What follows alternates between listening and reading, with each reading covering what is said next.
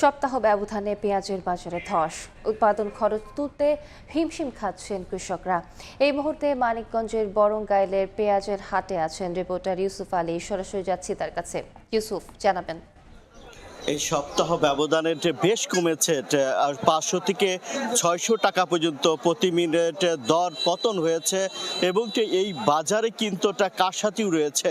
অর্থাৎ এখানে কিন্তু আমরা দেখছি প্রচুর পেঁয়াজের সরবরাহটা আমরা সকাল থেকেই দেখতে পাচ্ছি। তবে এখানে কিন্তু বেশ কারসাজি আমরা দেখতে পাচ্ছি। আর পেঁয়াজের বাজারে 10 সপ্তাহ ব্যবধানে মন প্রতি 1500 টাকার পেঁয়াজ আছে। এই মুহূর্তে দাম কমে বেচা কিনা হচ্ছে 850 থেকে 900 টাকার মধ্যে। এছাড়াও ব্যবসায়ীদের কারসাজিতে অতিষ্ঠ কৃষকেরা।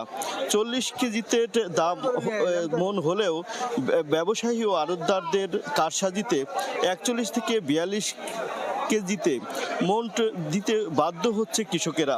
প্রশাসন থেকে বারবার সতর্ক করলেও এটা যেন নিয়মে পরিণত হয়েছে। আমরা কৃষকদের সাথে কথা বলেছি, কৃষকরা বলছেন এদিকে প্রতি মনে লোকসান গুনতে হচ্ছে 400 থেকে 500 টাকা পর্যন্ত।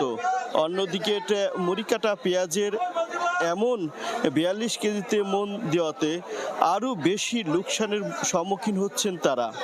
এটা মরিকাটা পেঁয়াজের ভরা মৌসুম। এছাড়াও মরিকাটা পেঁয়াজ ঘরে সংরক্ষিত না থাকায় বিপাকে পড়েছে কৃষকদের দাবি, 1 মন পেঁয়াজের উৎপাদন খরচ 1300 থেকে 1400 টাকা। আমরা ব্যবসায়ীদের সাথে কথা বলেছিলাম, ব্যবসায়ীরা আমাদেরকে জানিয়েছে, ব্যবসায়ীরা বলছেন যে আশপাশের জেলা থেকে শুরু করে অন্যান্য আড়তগুলোতেও 42 কেজিতে মন ধরে পেঁয়াজ বেচাকেনা চলছে। তবে এটা জেলা প্রশাসন এবং ভোক্তা অধিকার এই নিয়মটা নিরসন করবে বলে দাবি জানিয়েছেন এখানকার যারা কৃষক রয়েছে। আসলে এখন যে অবস্থার সৃষ্টি হয়েছে, এইটে বরঙ্গাইলটা হাটটিতে প্রচুর পেঁয়াজ উঠেছে, কিন্তু দীর্ঘক্ষণ ধরে ভোর থেকে পেঁয়াজ আসলে দীর্ঘক্ষণ ধরে বসে থাকতে হচ্ছে কৃষকদের। এবং সেই ক্ষেত্রে কিন্তু কৃষকরা আসলে একদিকে দর হারাচ্ছে, আর একদিকে কিন্তু কারসাজিতে তারা অতিষ্ঠ এবং দীর্ঘ সময় বেচা কিনা না করতে বলে পেরে কিন্তু তারা অতিষ্ঠ।